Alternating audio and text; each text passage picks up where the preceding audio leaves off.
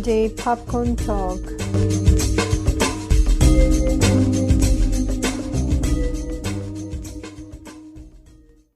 안녕하세요. JJ 팝콘 토크의 제이미입니다.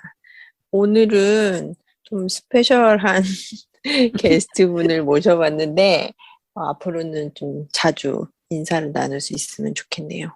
인사 좀 해주세요. 안녕하세요. 저는 미아이입니다. 안녕하세요. 네, 영화계의 미아이기도 합니다. 오늘 미아 씨랑 같이 얘기를 해볼 영화는 현재 넷플릭스에서 전 세계에 공개가 돼 있는 영화죠. The Hand of God인데 한국 제목으로는 신의 손이라고 하거든요. 그래서 이 작품에 대해서 얘기를 해보도록 하겠습니다. 네. 보셨죠, 미아 씨도? 네, 봤어요. 어제 봤어요. 네. 좀 길기는 길던데 시간이 좀 느껴지던가요? 아니에요. 처음에 영화 보기 전에 시간이 좀 길다 음, 생각했는데 막상 보기 네. 시작하니까 음, 길다는 생각이 있긴 있었는데 계속 보게 음, 되더라고요. 그래서 전체적으로 그렇죠.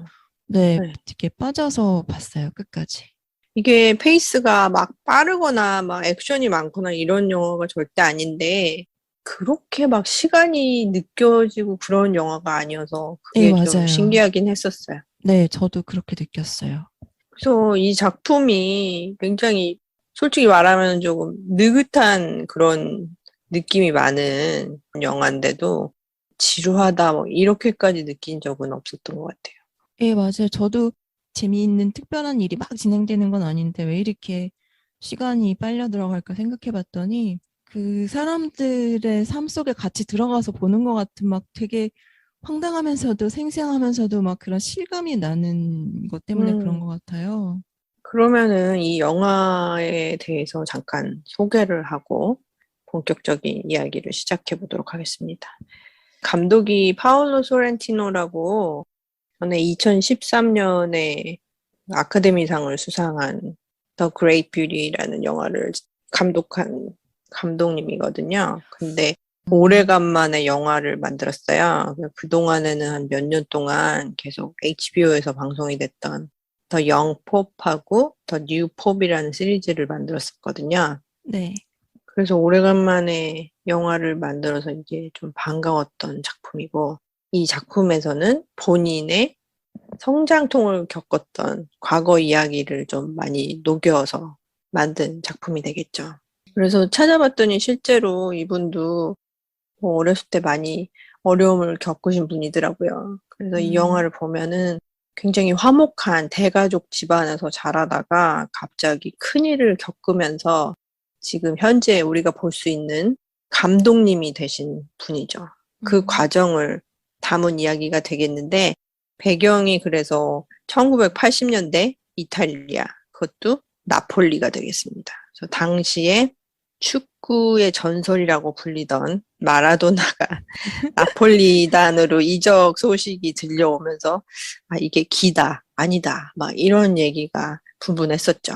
그 이야기를 둘러싸면서 이 영화가 전개가 됩니다. 그래서 제목을 봐도 The Hand of God, 그러니까 신의 손이잖아요. 그래서 네. 처음 듣는 사람들은 신의 손 얘기인가 보다 이렇게 아, 생각을 저도 하는데, 그랬어요. 이게 음, 무슨 창조의 이야기인가, 무슨 신의 이야기인가 음, 했더니, 나중에 예, 그 마라도나 신의 손이라는 말을 많이 듣잖아요. 그래서 아, 그 음, 마라도나의 신의 손, 그 신의 손이었어? 저도 음, 그렇게 생각했어요. 음.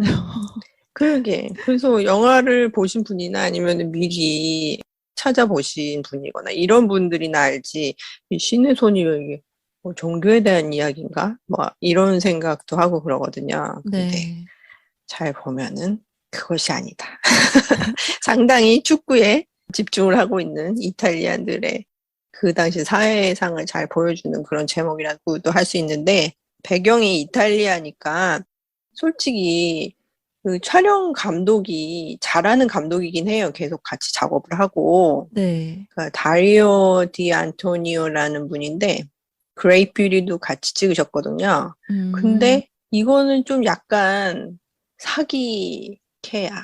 응? 사기게요? 여기는 어디나 갖다 놔도 프레임이 문제없이 잘 잡히는 그런 곳이잖아요, 이탈리아는. 그래서 그렇죠. 이게 잘 잡아서 이런가, 아니면은 원래 저런가, 막 이러면서. 미아 씨도 이탈리아 가보신 적 있으시죠? 네, 저는 밀라노랑 베니스랑 로마 근교랑 네, 며칠 가봤죠.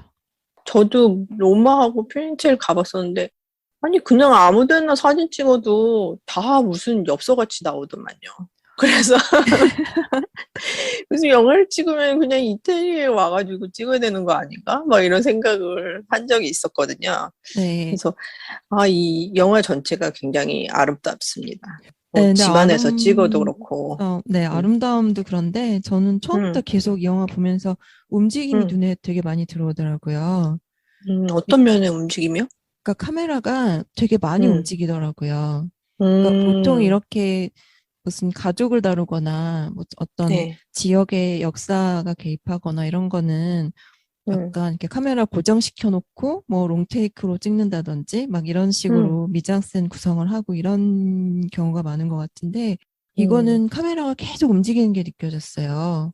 음, 처음에도 계속 움직이고 중간에도 좌우로 움직이던지 앞뒤로 움직이던지 그 움직임이 되게 많구나 이런 게 느껴졌는데 예. 그런 게 되게 유려하게 잘 찍힌 거 보면 이태리의 아름다움뿐만 아니라 이 촬영 감독님이 잘하시는 것 같다는 생각은 들어요. 아니, 물론 잘하시는 분이죠. 근데 거기는 워낙 아름다운 곳들이라서 네. 예, 카메라를 갖다 놓기만 해도 조금 몇 퍼센트는 먹고 들어가지 않나, 뭐 이런 생각을 그렇겠죠, 해봤습니다. 아무래도. 맞아요.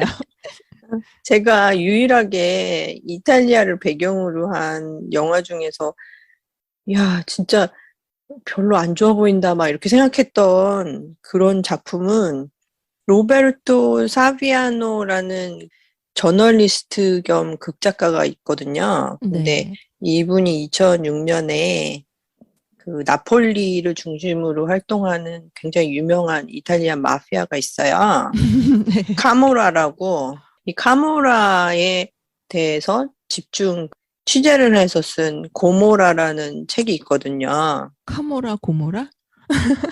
네. 네, 그래서 고모라라는 작품이 나온 다음에 이거를 영화로 2008년에 만들었어요. 네. 그런데 거기에서 보여주는 화면들은 진짜로 왜 나폴리를 그렇게 이태리에서 안 좋게 보는지 그걸 이해할 수 아, 있는 그런 장면들로 구성이 돼 있거든요. 궁금하네요. 어떤 음, 장면인지. 상상이 잘 안 가는데. 네, 굉장히 상황이 안 좋은 곳에서 자라나는 아, 어린 남자애들이 어떤 식으로 이 카모라라는 집단에 들어가게 되는지 막 이런 거를 보여주기 아, 때문에 그래서 그 영화와 그 시리즈를 담은 또 같은 이름의 시리즈가 있어요. 네. 그거를 보면서 아, 이태리가 저런 부분도 있구나 이런 생각을 처음으로 했었던 것 같아요. 그 얘기를 들으니까 알겠는데, 제가 음, 이 영화 보면서 아무래도 역사를 다루는 거라 이게 뭐지? 음, 하고 약간 그 뒷배경 그 검색을 좀 해봤는데, 음, 나폴리가 이태리에서는 이태리 아프리카라고 불리더라고요. 아무래도 개발이나 모든 뭐 문화나 모든 것들이 북부의 음, 도시 뭐 밀라노나 뭐 이런 곳들을 중심으로 이루어지기 때문에 나폴리는 음, 상대적으로 농업 중심이고 많이 소외되어 있고 음. 그런 곳이라고 하더라고요. 근데 영화에서는 그런 게 잘 안 느껴져서 너무 그런 낭만적으로 예. 보여주잖아요, 네, 영화에서는. 그런데 음, 제이미 씨 지금 얘기를 들으니까 그런 음, 그 말이 생각이 나네요. 이태리의 음, 아프리카. 아프리카에게 음. 좀 미안한 말입니다. 그거는 본인이 한 말이 아니니까. 네, 비유를 그렇게 했다 그랬으니까. 네, 네, 네, 뭐 네. 그렇죠. 그래서 이해를 많이 하게 네. 됐어요. 영화 맥락에 대해서. 그 마라도나에 음, 대해서 열광하고 그 음. 신의 손의 신이라는 거에 대해서도 막 공감을 많이 하는 것 같더라고요. 이 당시 네. 나폴리 사람들이. 그래서 이 영화 재밌게 보셨어요? 네, 너무 재밌게 본 게 이게 재밌을 것 같지 않을 수도 있는데 왜 이렇게 재밌을까 했더니 감독의 그런 성장 스토리라고 하면 너무 음, 뻔할 수도 있는데 디테일이 너무 웃긴 거예요. 그러게. 그러니까 마치 무슨 대가족 안에 같이 살고 있으면 별일 아닌 일상적인 이야기 같은데 너무 황당한 일들이 많이 생기잖아요. 그런 황당한 이야기들이 너무 많아서 보면서 저건 뭐야? 이게 뭐야? 막 이런 막 키득키득 웃으면서 계속 보게 되는 이상한 매력이 있더라고요. 네. 그래서 이 영화도 평이 굉장히 좋아요. 그래서 메타크리틱 스코어를 보면은 네. 100% 만점에서 76%고 네. 그리고 라튼 토마토에서는 83%예요. 네. 상당히 높은 편이거든요. 네. 그리고 이거를 본 관객들이 매긴 점수를 보면 IMDb에서는 10점 만점에서 7.4 그리고 라튼 토마토 안에 있는 어디언스 스코어에서는 78%예요. 그래서 그런 거 있잖아요. 평론가들이 좋아하는데 관객들은 이해를 못하거나 뭐 좀 따분하게 생각해서 싫어하는 영화들이 가끔 있거든요. 그렇죠. 대표적인 예로 이번에 그 아카데미 시상식에서 제일 많이 후보에 올라간 파워 오브 더 덕이라는 영화가 있는데 네. 그 영화는 관객들이 너무너무 싫어해요. 평이 진짜 안 좋아요, 관객들은. 근데 평론가들은 완전 찬사를 하는 그런 영화죠. 참 안타까운 영화네요. 근데 이 핸드 갓은 관객들이나 평론가들이나 모두 다 좋아하는 작품인 것 같고 특히 이 작품은 올해 아카데미상 후보에 외국어 작품상으로 올라갔죠. 그래서 관심이 많이 가는 작품이었는데 올해는 아마 Drive My Car라는 일본 작품이 있기 때문에 그 네. 영화가 거의 다 휩쓸고 있거든요. 그래서 수상하는 것까지는 조금 바라기 힘든 작품이 되긴 하겠지만 네. 영화제가 열리기 전에 후보에 올라간 작품을 넷플릭스에서 지금 볼 수 있는 거잖아요. 그렇죠. 그러니까 얼마나 좋은 기회예요. 네, 덕분에 그래서. 너무 재밌게 봤어요. 그럼 일단 우리 둘 다 재미있게 봤으니까 네. 좋아하는 부분보단 싫어하는 부분이 조금 적을 것 같으니까 네. 싫어하는 거 먼저 얘기를 하죠, 우리. 싫어하는 거. 마음에 안 들었던 부분. 음, 없으면 없다고 얘기하셔도 돼요. 마음에 안 들었던 부분이라고 딱히 생각은 안 했는데 지금 그 얘기를 들으니까 저는 사실 이 영화가 너무 재밌고 좋았던 게 그 줄거리만 얘기하면 너무 뻔할 수 있지만 사실 그냥 가족이랑 주변 사람들이 나오고 특별한 사건, 물론 사건이 있긴 하지만 이제 특히 거의 대부분 큰 사건이 있기 전까지는 일상적인 이야기들인데 이게 너무 기발하고 황당한 거예요. 그러니까 그냥 뭐 고모, 아버지의 여동생의 남자친구, 뭐 위층에 사는 이웃들 막 그런데 하나같이 다 이상한데 그렇다고 막 뭐랄까 저게 뭐지? 하면서도 그럴 수 있지 막 이렇게 되게 의외적인 매력이 있으면서 그게 너무 좋았던 거거든요. 막 이를테면 이건 좋아하는 부분에서 얘기하겠구나. 근데 네. 막상 큰 사건이 있고 나서 나중에 이제 그 영화 감독을 만나고 할 때 그게 사실 중요한 이야기일 수는 있지만 어떻게 보면 뒤에 가서 오히려 조금 뻔해지는 느낌이 든다고 할까? 약간 교훈적이거나 가르치는 이야기가 나온다고 할까? 그게 오히려 약간 좀 식상한 느낌이 들었던 것 같아요. 저는 네. 이게 가족 얘기가 나와서 좋기도 하고 싫기도 했어요. 왜냐하면은 가족 영화 얘기를 할 때 이 이탈리안 가족의 분위기가 굉장히 한국이랑 비슷한 것 같아요. 그렇긴 하죠. 네, 저는 늘상 그렇게 생각을 해왔었거든요. 어렸을 때부터. 맞아요. 이렇게 소리 크게 내면서 식구들끼리 이렇게 싸움같이 보이는데 자세히 보면 싸움이 아닌 막 이런 분위기도 그렇고 네. 식구들끼리 모여가지고 밥 먹으면서 이렇게 왁자지껄하는 그런 내용도 그렇고 대가족에서 볼 수 있는 분위기가 한국이랑 매우 비슷한 것 같더라고요. 그래서 그런 그렇죠. 점에서 좀 푸근한 느낌도 들면서 좀 질린다 막 이런 느낌도 같이 드는 그런 게 이제 항상 존재를 했었는데 이 작품에서도 네. 또 그렇게 느끼게 되더라고요. 이렇게 같이 다 모여서 식사를 하는 건 참 좋아 보이는데 이 서로 막 이렇게 뒷담화를 하잖아요. 그런 거 보면서 그렇지 사람이 모이면 늘 그런 얘기를 하지 막 이러면서 면전에다 대놓고도 또 막 이렇게 어떤 패밀리 멤버를 좀 왕따시키기도 하고 그 할머니 있지 않습니까? 네, 저쪽 맞아요. 멀찌감치 앉아가지고 모피코트 입고. 더운데 그렇게 네. 그래서 그런 거 보면서 참 무척 한국이랑 비슷하구나 막 이런 생각을 하기도 했어요. 그래서 네. 그런 점에서 좀 네. 질리는 분위기도 좀 있었고 네. 여자에 대한 뭐라 그래야 되죠? 대우? 그런 면에서 상당히 지금의 눈으로 봐서도 그렇긴 하겠지만 이탈리아의 경우도 상당히 보수적인 나라잖아요. 그래서 상대적으로 이 여자들을 좀 업신여긴다 이런 느낌을 많이 받기도 했어요. 보면서. 여자를 좀 성적인 대상으로 보는 관점 이런 것도 포함되는 건가요? 그런 건 좀 느껴지더라고요.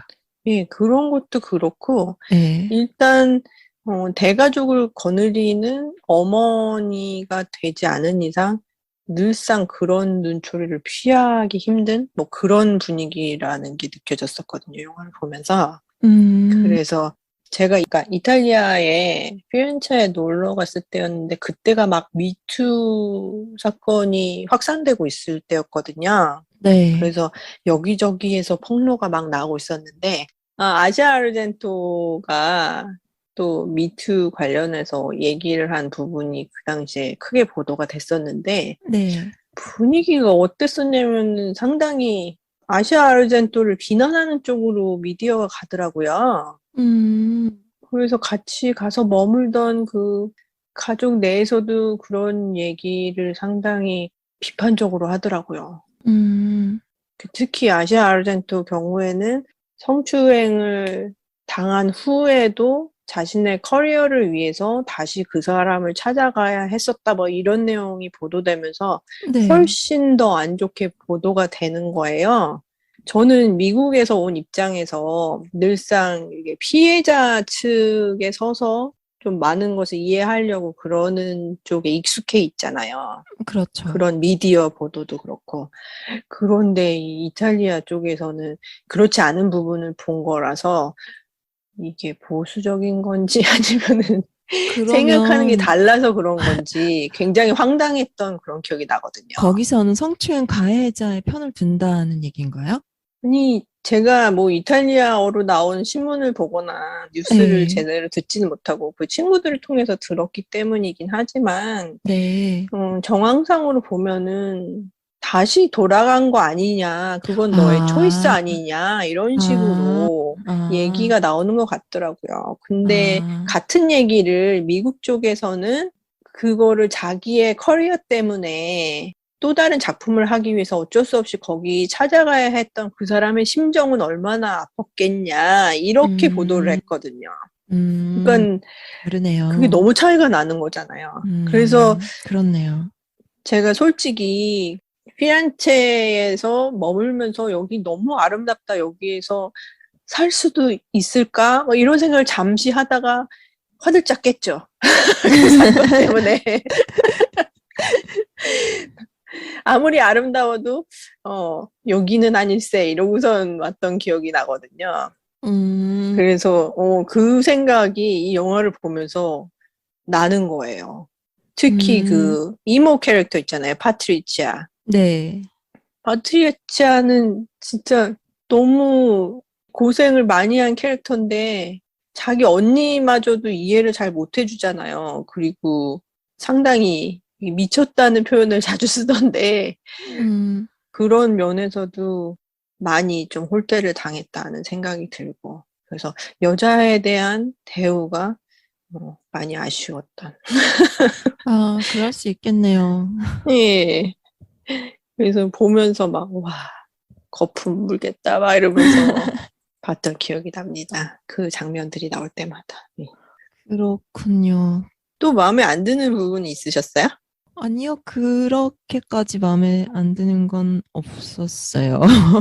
음, 생각해 보니까 근데 저도 그런 막 한국의 대가족 중에 약간 그런 힘든 측면들에 대해서도 어려워하긴 하는데 이 네. 영화를 보면서는 그게 오히려 약간 향수를 느끼는 분위기를 봤던 게 음, 막 시끄럽게 얘기는 하긴 하지만 그래도 되게 포용적이라고 느꼈거든요, 저는. 왜냐하면 음, 그 여동생 약혼자를 데리고 왔는데 음, 나이도 70에 말도 못하시는 언어 장애인이신데 음, 물론 그거에 대해서 언급은 하지만 약간 의아해하면서도 그냥 받아주기도 하고 뭐랄까 대놓고는 까탈스럽게 굴긴 하는데 뒤에선 오히려 음, 뭐라고 말을 안 하는 약간 음, 그런 느낌이 들었거든요. 그래서 오히려 쿨하다는 느낌이 들었었어요. 그러니까 음, 그 음, 파트리치아가 배에서 이제 일광욕을 하시는 걸 보면서도 다들 한쪽에는 파트리치아 이모만 혼자 누워 계시고 나머지 일가족들이 진짜 음, 쭉 둘러 앉아가지고 막 연못을 음, 바라보는 것도 음, 뭐랄까 뭐라고 미쳤다고 말은 하면서도 그걸 음, 그냥 그대로 받아주는 것 같기도 하고 그래서 음, 아웅다웅 하면서도 이렇게 같이 가는 느낌이 음, 그래도 진짜 가족이구나 그런 느낌이 들었는데 후반에 가서 이제 큰 사고가 있으면서 그 모든 세계가 다 무너지잖아요. 그래서 음, 그 무너지는 세계가 어떤 것이었는지를 보여주기 위해서 앞부분에서 막 그런 이야기를 다룬 것 같아서 네, 저는 음, 네, 그렇게까지는 생각을 못했어요. 저는 그런 생각도 했었어요. 이게 감독이 어렸을 때잖아요. 네, 그렇죠. 그래서 특히 그 큰일이 있기 전의 일들을 굉장히 낭만적으로 기억을 하고 있는 게 아닌가 이런 생각이 아, 들거든요. 그럴 수 있겠어요. 네, 맞아요. 지나치게 낭만적이라는 생각이 좀 들더라고요. 아, 그렇네요. 그 느낌이 담긴 음, 것 같아요, 진짜. 음. 네, 맞아요. 그런 것 같아요. 그래서 아버지 캐릭터가 이제 사베리오잖아요. 이제 아버지가 그, 문제가 있는 캐릭터죠, 사실은. 그 아버지랑 어머니랑 사이가 굉장히 좋아 보이는데 되게 어머니가 가슴 아파하는 장면들이 있잖아요. 그, 그렇죠. 이게 뭐 한국 드라마에서도 자주 볼 수 있는 뭐 그런 황당한 비밀들이 있는데 네, 막내 아들인 파비에토한테는 그거를 비밀로 하고 있었잖아요. 다른 식구들은 다 아는데. 그러다 맞아. 나중에 알게 되는 거잖아요. 네, 좀 크면 그러니까 알려준다고 했죠. 음, 이 친구가 낭만적으로밖에 기억을 못했던 것 같아요. 그 전에 얘기들은. 큰일이 있기 음, 전에 얘기들은. 많이 보호를 하면서 이제 키웠던, 오냐, 오냐 하면서 키웠던 막내 아들. 네, 네. 네, 그런 분위기가 많이 담겨 있는 것 같더라고요. 근데 한 번 되게 그 영화의 전체적인 앞부분의 톤이랑 다르게 음, 느껴졌던 게 그 음, 어머니가 우는 소리가 막 들리잖아요. 너무 음, 마음이 아파서 음, 아버지랑 다투고 음, 그러니까 이 아들이 주인공이 이렇게 막 또 고통스러워 한다고 할까? 막 이렇게 어쩔 줄 모르면서 막 너무 힘들어하는 장면이 나오잖아요. 음, 근데 그 한 집안의 어머니가 그렇게 소리를 내서 운다는 거는 굉장히 큰 거잖아요. 음, 자식들한테. 그 느낌이 마치 뭔가 지금 제이미 씨 얘기한 것처럼 낭만적이고 따뜻하고 그런 가족의 기억을 뚫고 어머니가 고통스럽게 우는 소리가 막 이렇게 메아리 치는 것 같은 되게 다른 음, 톤이 막 입혀지는 것 같은 느낌이 들더라고요. 맞아. 음. 아, 그 우리는 별로 좋아하지 않은 내용은 없는 것 같으니까 네. 이제 좋아하는 내용으로 넘어가죠. 그래서 네. 영화를 보면서 네. 좋아했던 점으로 넘어가 보겠습니다. 네. 네. 제가 제일 좋아했던 거는 마리아하고 사베리오가 서로 휘파람 부는 장면 있잖아요. 맞아요. 그렇게 지질이 막 궁상 떨고 막 싸우고 막 이러다가도 멀리서 휘파람 불고 그러면 또 휘파람으로 대답해주고 그러는 게 뭐라 그러나요? 진짜 부부는 저런 건가 이런 생각도 들게 하고 약간 전우애 막 이런 것도 느껴지고 뭔가 끈끈한 그런 사이를 잘 말해주는 장면들이 아니었나 이렇게 생각이 들거든요. 싸우고 화해할 때도 큰 음, 말 없이 서로 휘파람 주고받으면 이렇게 이전에 뭔가 둘이 음. 하나였던 시절이 다시 확 돌아오는 게, 네, 너무 좋았어요, 저도. 음. 아, 그리고 이거는 또 오렌지 가지고 저글링 하는 거 있잖아요. 네, 그것도 이렇게 처음에 보여줄 때는 굉장히 즐거운 분위기였는데 두 번째는 상당히 안 좋아진 분위기에서 마리아가 하잖아요. 네, 그러면서 그런 장면을 두 개 나눠서 담은 것도 상당히 인상 깊게 남았었고, 네, 이 가족을 담은 게 뭐라 그러나 세심한 분위기가 느껴졌던 것 같아요. 이렇게 맞아요. 늘상 화장실에 있는 누나 보여주는 것도 그렇고. 제일 마지막에 나오잖아요. 그러니까, 마지막에, 드디어 나왔어? 응, 안 보여주잖아요, 화장실에서 응. 나오는. 그래서 계속 보면서, 아니, 있긴 있는 거 맞아? 막 이러면서. 이러다 진짜 얼굴 못 보겠다 막 이러고 있었는데 마지막에 나와가지고. 그거 가지고 아버지랑도 다투면서, 나 음. 급하다, 그러니까. 아버지가 나가요! 막 그러고. 언제 나올 거야? 막 그런, 진짜 가족 같은. 약간 좀 황당하면서도 음. 웃기면서 막 그런 세심한 게 되게 좋았던 것 같아요, 저도. 아, 그리고 거기서 계속 보려고 그러는 영화가 있었잖아요.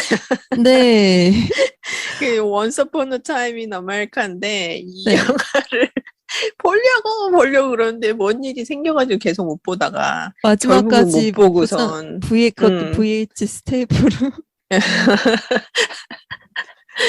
그래서 그런 생각도 했어요. 아, 만약에 파비에토가 Once Upon a Time in America를 봤다면은 과연 감독이 됐을까? 막 이런 생각을 해봤거든요. 왜 그렇죠? 아니, 보고선, 아, 감독은 너무 힘들어서 내가 못할 일이다, 이렇게 생각했을 수도 아, 있고, 아니면은 감독이 됐어도 전혀 다른 감성을 가진 감독이 될 수도 있었다, 뭐 이런 생각이 아, 들기도 하더라고요. 전혀 다른 영화죠. 거기 언급되는 감독들이 페데리코 펠리니랑 제피렐리랑 이런 감독들이니까 완전히 좀 다른 감독들이죠. 네. 음, 그것도 저는 되게 인상 깊었던 게 영화 촬영을 하잖아요.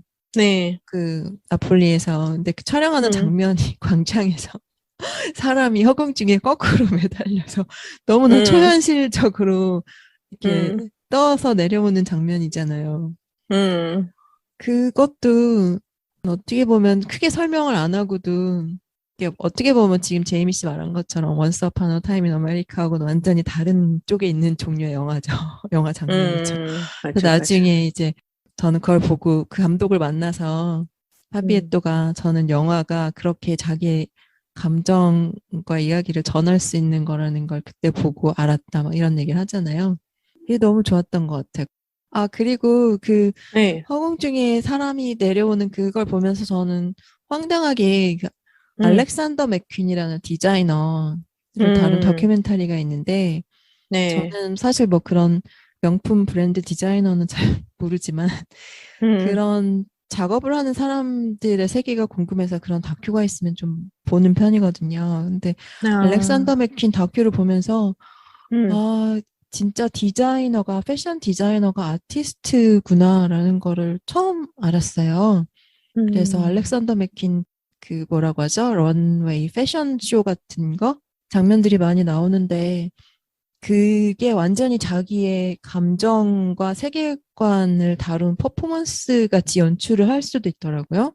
맥퀸 같은 음, 경우에. 근데 음, 중간에 어떤 장면이 있냐면 케이트 모스의 홀로그램을 만들어가지고 거의 음, 허공중에 떠 있는 사람처럼 막 투사를 하는 게 있어요. 패션쇼 중에. 이게 너무나 특별한 완전히 초현실적인 연출을 하는데 그 음, 생각도 나더라고요. 음, 그래서 진짜 자기의 감정과 소리를 전달하는 매체로서의 영화 작업을 얘기를 한 게 너무 좋았던 것 같아요. 그게 네. 아니었으면 이 감독이 그 상황에서 헤어나오기가 되게 어렵지 않았을까 그런 생각이 들었어요. 맞아요. 음. 음, 큰일 겪은 다음에 가족 중에서는 의지할 데가 별로 없었잖아요. 그래서 그렇죠. 그래도 뜬금없이 네. 형은 어떻게 됐을까 막 이런 생각이 들더라고요. 그래서 그런데 그런 네. 큰일이 있고 나면 어느 정도의 음, 시간 동안은 사실 정상으로 돌아갈 수 있을지 모르지만 정상으로 돌아가거나 자기 삶으로 돌아가려면 돌아간다고 하긴 어렵겠네요. 자기 삶을 찾아가려면 시간이 음, 필요한데 그 시간을 보내는 방법이 다 다를 수 있잖아요. 그래서 형은 음, 그냥 외면하고 그냥 음, 지금 즐길 수 있는 거, 지금 할 수 있는 거, 딱 음, 그런 것만 생각하고 이제 멀리 보는 걸 차단한 건 아닐까. 음, 그것도 한 방법이고 그런 것 같아요. 그리고 사실 파비에토도 그 존경하는 감독이 나폴리를 떠나지 마라. 그 음, 결국은 현실을 직면해라. 현실 안에 숨은 막 그런 걸 찾아봐라. 막 이런 음, 로마에는 바보 나가는 거다. 막 이런 얘기를 하지만 음, 그 어린 소년이 어떻게 그때부터 성숙하게 막 그런 걸 다 헤쳐나갈 수 있겠어요. 그래서 어쩔 수 없이 음, 떠나잖아요. 그래도 뭔가 방법을, 자기 스토리를 전할 방법을 간직하고 떠나는 게 오히려 어떤 음, 의미에서 현실적으로 그냥 가능한 희망이 아니었을까, 네, 생각을 하게 됐어요. 네. 네. 이런 아, 얘기가 좀 너무 구태연하네요. 저는 아니, 그거보다 아니. 이 영화에서 좋았던 게 막 네. 구태연하지 않은 희한한 것들이 막 되게 많은 거예요. 그런 거 얘기해 주세요, 그럼. 그러니까 일상적인 건데, 네. 이를테면 아버지 여동생의 약혼자가 나타났는데, 다들 궁금해가지고 멀리서 누구일까, 어떤 사람일까 막 보고 있는데, 나중에 보니까 그 여동생 나이가 40인데, 약혼자 나이가 음, 70.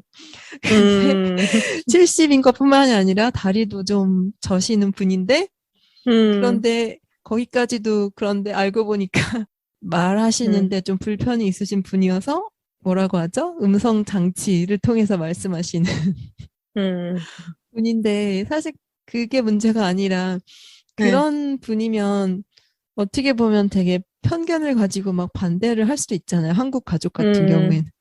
근데 음, 반대는 하지 않고 다 받아들여 주는데 그런 음. 캐릭터 분이 거기 같이 있으면서 막 소개되고 막 같이 이렇게 있는 게 되게 유쾌한 거예요. 어떤 의미에서는. 맞아요. 막 네, 앞에 대놓고 네, 뭐라고 그러는 것 같기도 한데 보면은 와서 같이 빨리 밥 먹자 막 이렇게 네, 하는 네. 그런 느낌이 굉장히 희한하면서도 이해가 가는 네, 그런 그리고 분위기라서 좋았던 것 같아요. 네. 그분이 음성으로 말씀하시는 특유한 톤이 있잖아요. 약간 로봇 같은 음, 톤. 음, 근데 그게 한 음성으로 가족의 일부의 음성으로 섞이더라고요. 뭐 피코트 입은 할머니, 이웃 음, 할머니, 가 하도 까탈스럽게 구니까 이제 한번 맞짱을 뜨시는데 막 주변에 가족이랑 이웃들이 다 뜯어 말리고 있는데 그 로봇 같은 음성으로 왜 이러세요? 하지 음. 마세요. 이런 것까지 막 섞이는 게 그냥 하나로 막 다 융합된 막 이상 기발한 톤들이 막 섞여 있는 그런 느낌이 되게 유쾌한 음, 느낌? 음. 네, 그리고 그 장면들 있잖아요. 마라도나 와가지고 네, 경기하는 거. 네, 동네 사람들 다 지켜보는 그런 장면들 있잖아요. 골 넣으니까 막 네. 베란다에 나와가지고 난리가 나고 막 이러잖아요. 그게 1985년인가 6년 월드컵 진짜 신의 손으로 골 음, 넣은 바로 그 경기들이었더라고요, 보니까. 음. 네, 근데 맞아요. 그런 장면들 되게 한국에서도 흔하지 않았어요. 그 아파트에서 살다 보면은 네, 거야 하다가 갑자기 와 이럴 때 있었거든요. 저 기억이 아직도 나요. 그 네, 도대체 막 완전 떠내려가는 것 같았었거든요, 그때. 네. 그래서 진짜 다 똑같은 걸 보는 거야? 막 이런 생각을 했던 기억이 나거든요. 특히 그때 나폴리에서 마라도나라면 음, 음, 당연히 더 했을 것 같아요. 음. 근데 음. 저는 솔직히 어렸을 때부터 스포츠하고는 담을 쌓은 그런 네, 저도 그래요. 경우이기 때문에 저는 그렇게 스포츠에 열광하는 그런 나라 전체의 분위기 있잖아요. 네, 그거를 전혀 이해를 못해요. 그러니까 머리로는 이해가 가는데 이 가슴으로는 전혀 공감을 못하는 거예요, 하나도. 어쩔 때는 좀 안타깝기도 한데 그래도 실제로 느낀 적이 없으니까.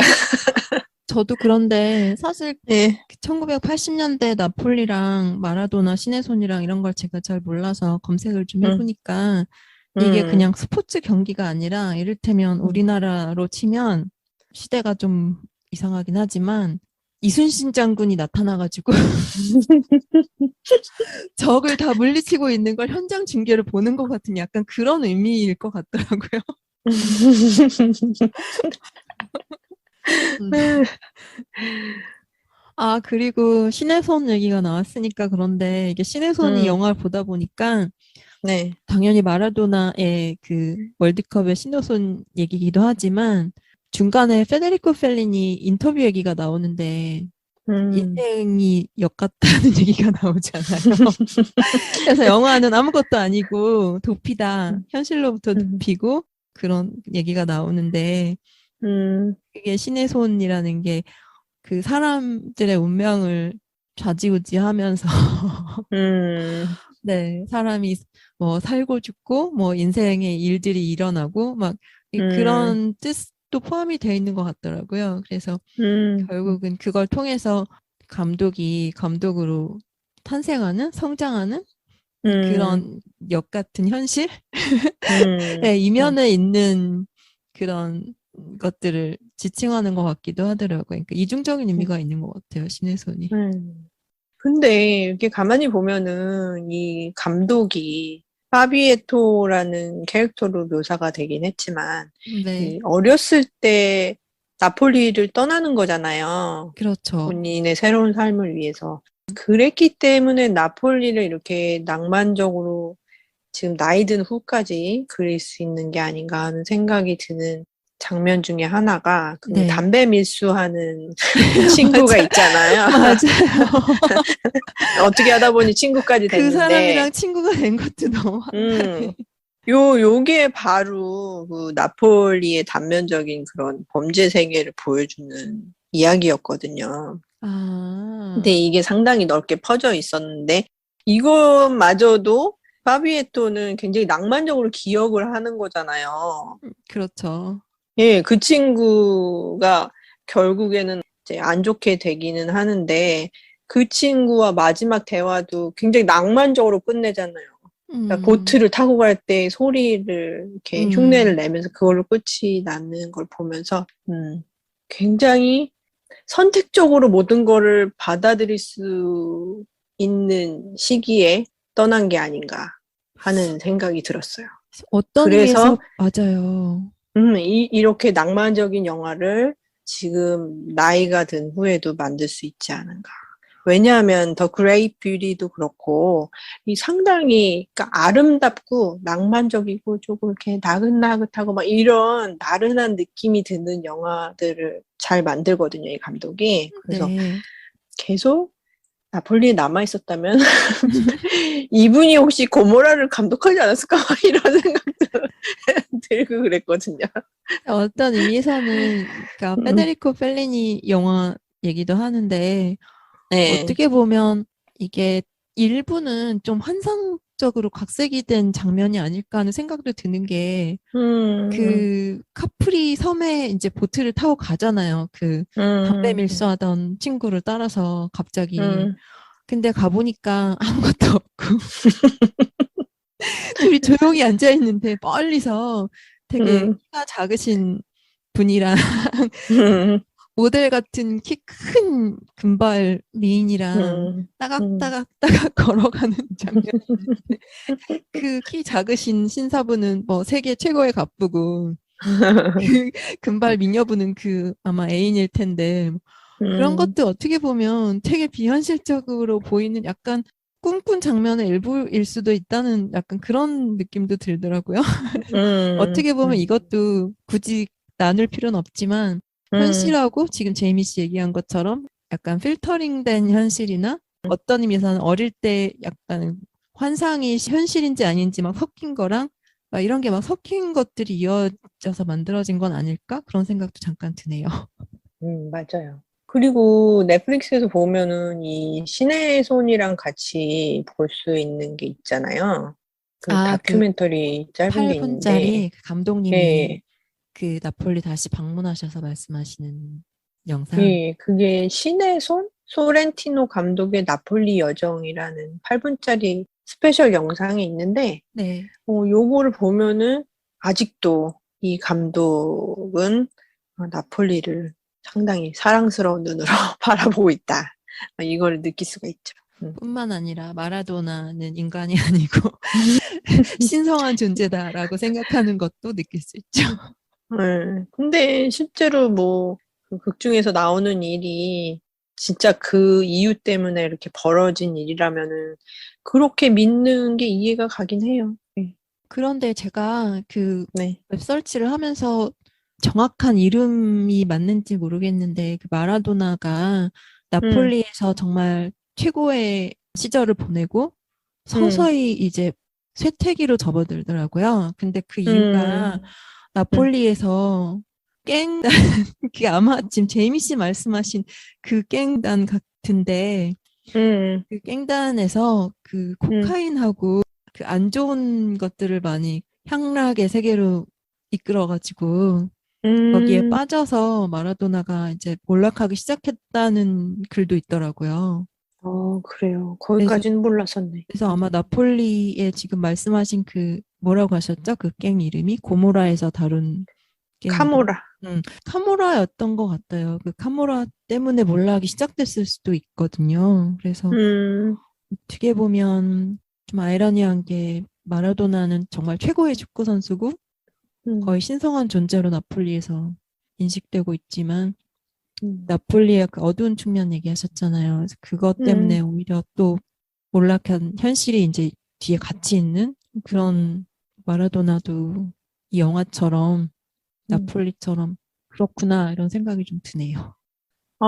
그래서 이 얘기가 오늘도 길어졌는데, 결국은 The Hand of God, 그러니까 신의 손, 추천을 한다. 이 얘기였습니다. 길긴 했지만. 네, 그리고 재밌게 지금, 봤습니다.